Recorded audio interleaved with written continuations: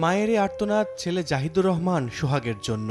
৫ August সন্ধ্যায় বংশাল এলাকায় গুলিবিদ্ধ হন ৩৫ বছরের সোহাগ। ছেলেকে নিয়ে নামাজ আদায়ের ইচ্ছে ছিল মায়ের, কিন্তু কে জানতো ঘাতকের গুলি কেড়ে নেবে আদরের সন্তানকে। আমি বললাম, বাবা তুই যাইস না নামাজে, আমরা মা ছেলে একসাথেই নামাজ পড়ি। কই না, আমি জামাতের সাথে নামাজ পড়ুম, পইরা আমি আইসা পড়ুম।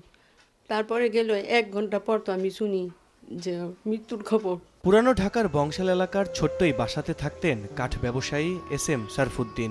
স্ত্রী, 2 মেয়ে আর 1 ছেলেকে নিয়ে ছিল তার সংসার। 5 আগস্টে স্বৈরাচারী শেখ হাসিনার পতনে পুরো দেশ যখন উচ্ছ্বাসে উত্তাল, ঠিক তখনই পুলিশের গুলিতে মাটিতে লুটিয়ে পড়েন সারফুদ্দিন। 9:30টার দিকে আমার সাথে কথা হয়েছে। আমি বললাম, বাবা তুমি কোথায়? বললাম আমি সোনালী ব্যাংকের সামনে।